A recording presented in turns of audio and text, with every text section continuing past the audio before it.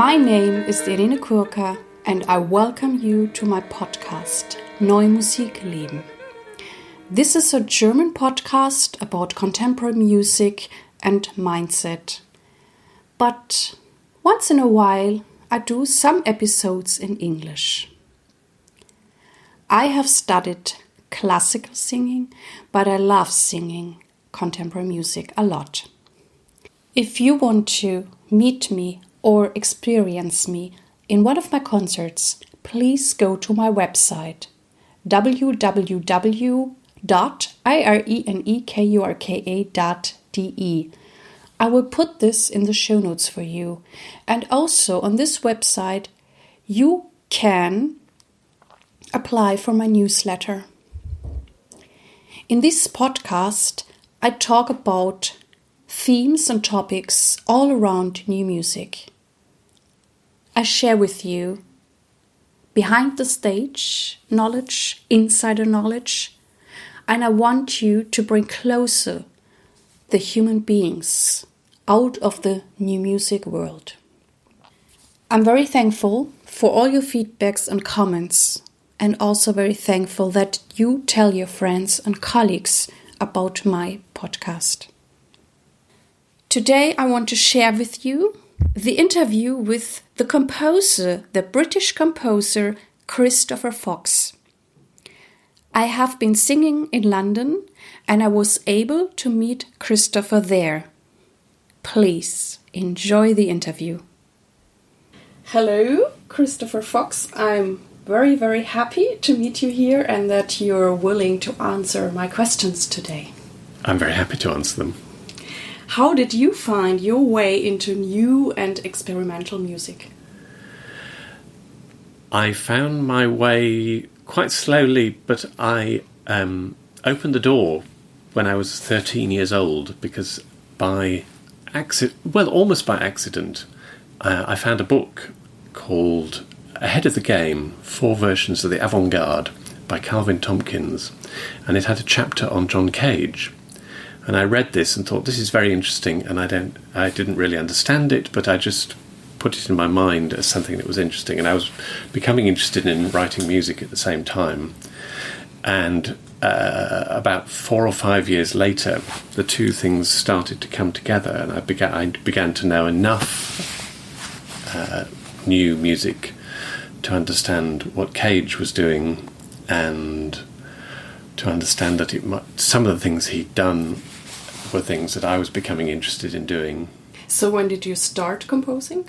Well, also when I think when I was 12 but I mean it was not really composing, it was more writing notes on paper.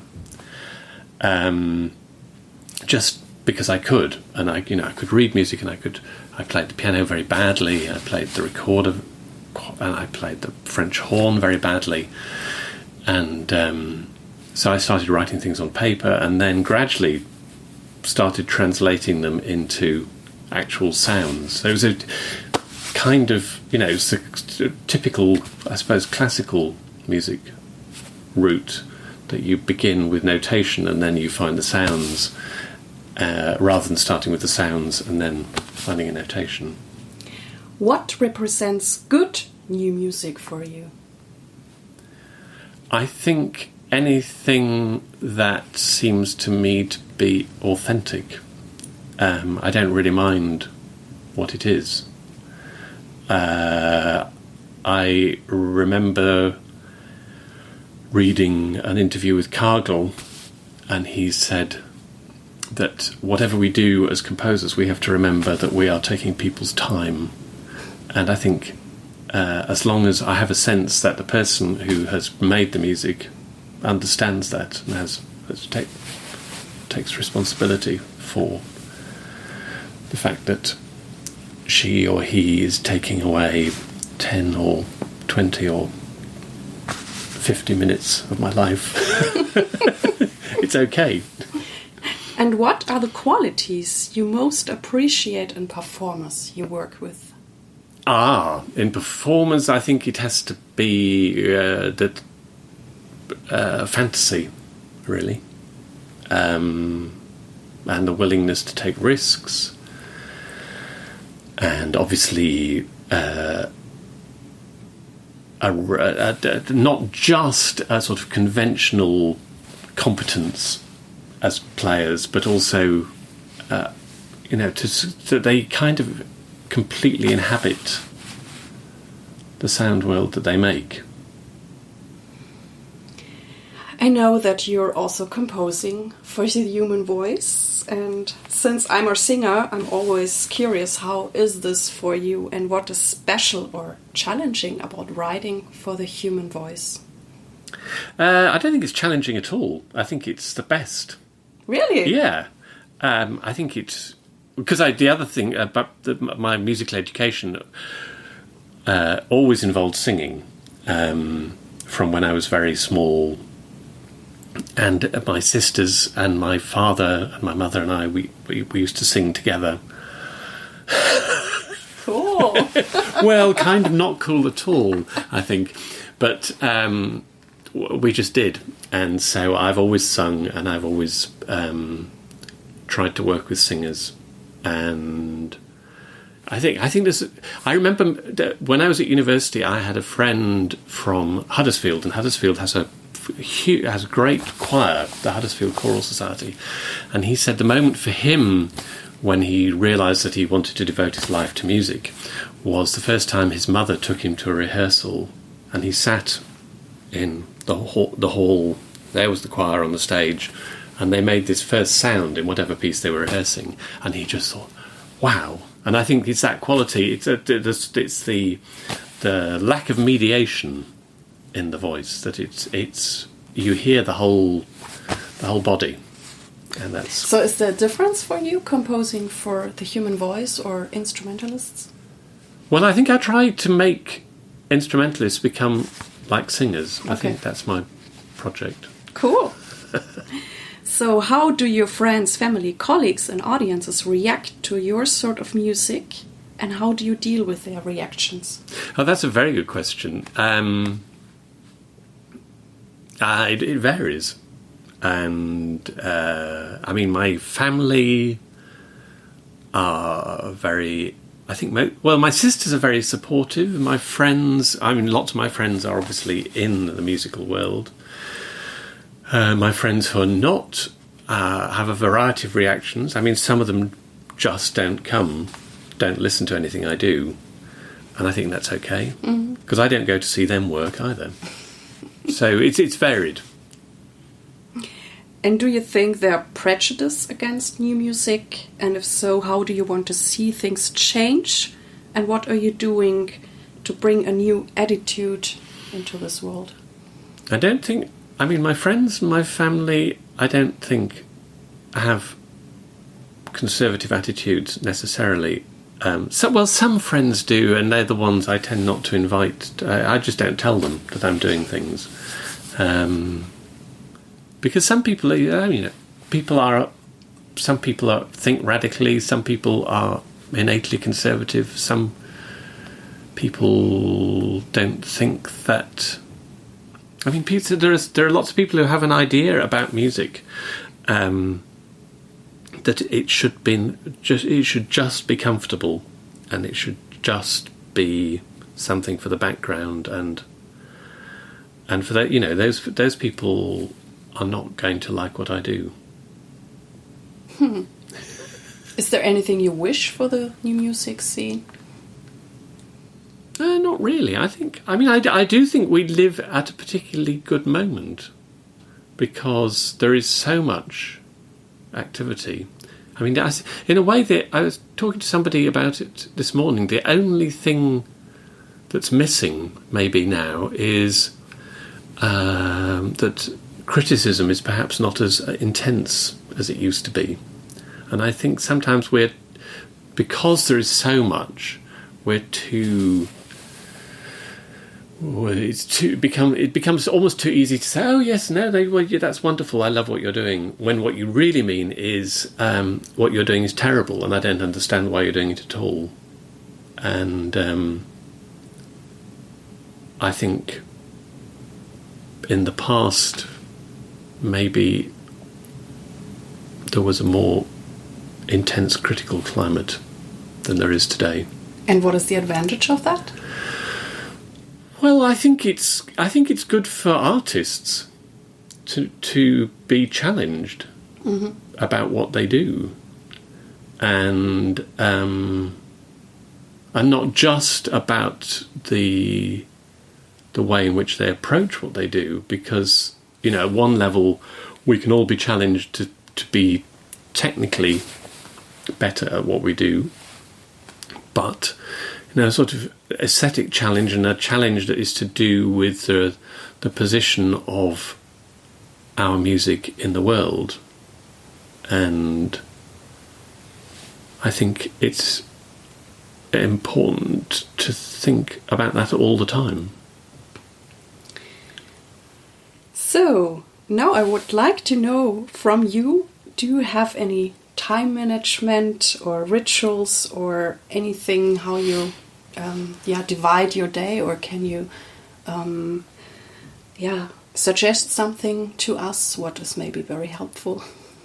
No, I don't think I can. I have discovered gradually over the years that I work best. I work with a sort of most energy in the morning, and then I become less critical the longer the day goes on. So I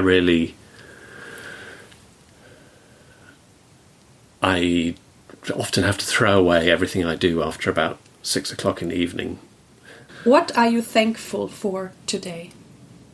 Within music, I'm thankful that there are so many great performers who are involved in the same sort of music that I'm involved in. And I'm thankful that a lot of the things which are useful to us, the people who work in whatever this area of music is called, quite a lot of the support structures which have been there for a long time and which one sometimes thinks are going to be taken away, that they are still surviving, so that we still have fantastic radio stations with fantastic engineers, and we have still some state support and support from foundations, and we have fantastic audiences. There are lots of great halls, and personally, the thing for me that in a way I'm more thankful about for really than anything else is that because of the way technology has evolved, the thing that I really couldn't do when I was 19, 20, which was make the sort of electronic music that I wanted to make, I can do now because the technology has become so much simpler. I was so incompetent in old-fashioned tape studios, and now I can just about do it. Amazing.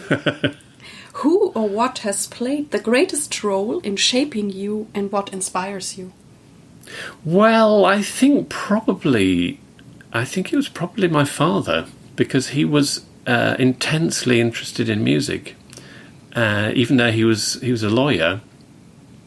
And I think during my teens, we kind of went on a musical journey together, because he became interested in the music that I was discovering, and that was a sort of return for at the beginning of when I was about 10, 11, 12, when I started becoming interested in music. It was his taste that shaped mine to begin with. So he loved Wagner and Mahler and Beethoven and Bach, Messiaen, and so on. And then later on I introduced him to Stockhausen and Berio and Steve Reich and Roxy Music. And they did this sort of... he's been dead for 25 years, so I have managed somehow without him, but I still think of it... he's the person I think of.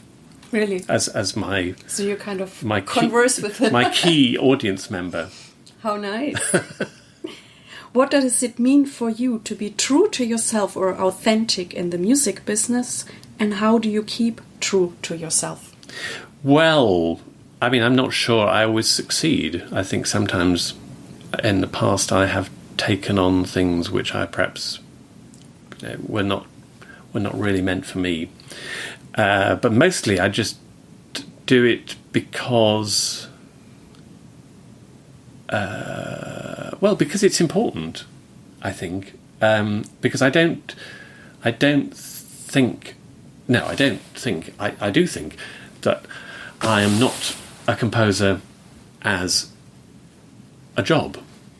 I mean, it's not... I mean, and there are composers who undoubtedly work as if it's an office job, and they take whatever they can get, and they do whatever they can, and they have agents and publishers who encourage them to do that. And because I have other means of economic support, thanks to my university and teaching and some other things, I can do exactly what I want. So it's foolish then at the end of a year to look back and think, well, I did that one because it earns, because economically it seemed like a good idea. So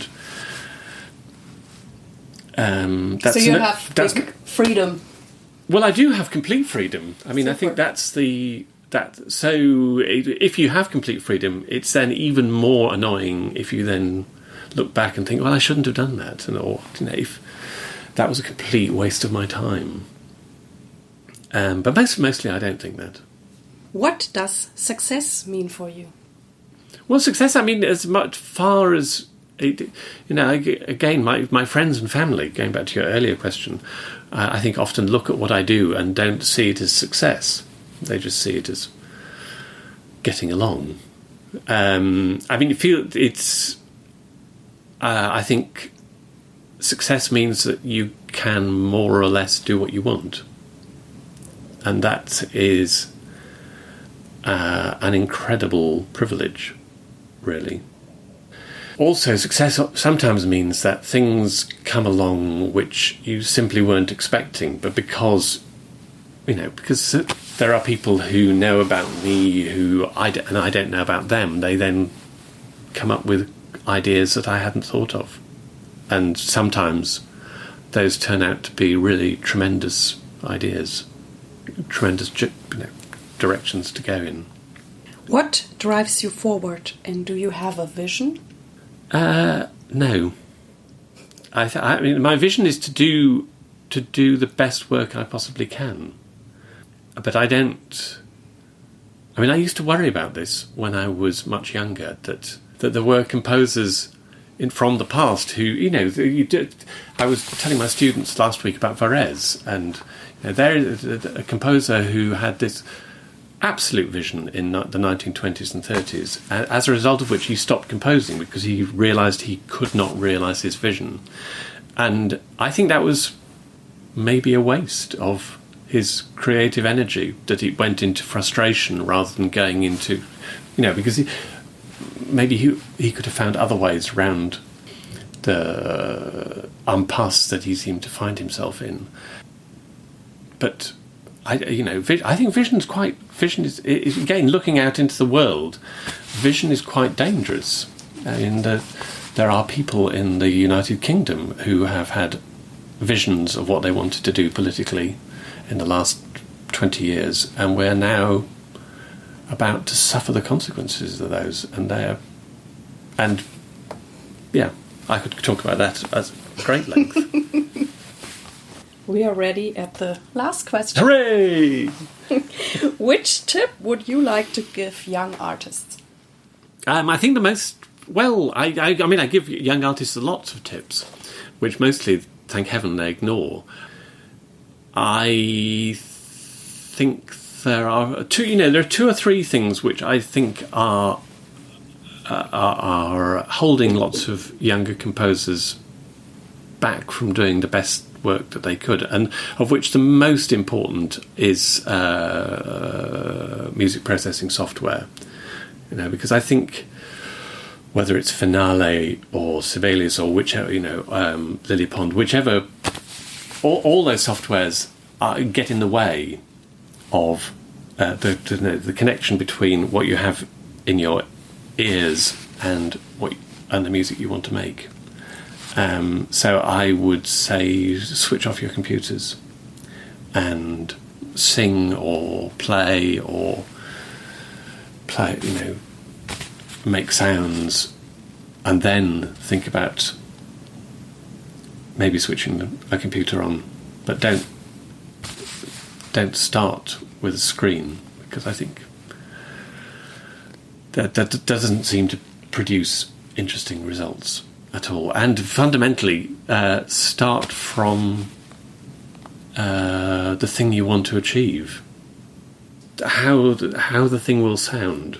I think that's always the only way to create good music is to think about what will happen when the airwaves start to move in response to the things that you have in your head. You had some other tips. You said this is the first. I'm curious. Well, that's two. Now. I think that's two tips. Okay, two. I mean, Feldman said a wonderful thing, and I don't believe he actually necessarily lived it out himself, but he did. He got close, which is, he said somewhere that his Hebraic commandment was to know thy instrument, but obviously know thy instruments. I think, but he limited it because he didn't regard accordions as worthwhile instruments, and he didn't regard blockflöte as worthwhile instruments, or mandolins. He had this very narrow register of instruments, and I think it's more a case of whatever the instrument is. So the piece I'm making at the moment, the instrument that it began from was a carrier bag, plastic carrier bag full of dried leaves from the garden, which and it took me a while day to learn how to really play that well before I started recording it. Cool. And it'll then end up as a part of the piece for you. Oh, I'm excited about the score. Well, thank you very much for taking the time with me and answering all my questions. Thank you very much. I hope that this interview inspired you. I'm looking forward to your ideas and suggestions through email or Facebook. Thank you that you're here with me. I hope that you liked it and it inspired you. Thank you very much. I wish you all the best. Live your music, live your life, and see you next time. Yours, Irene.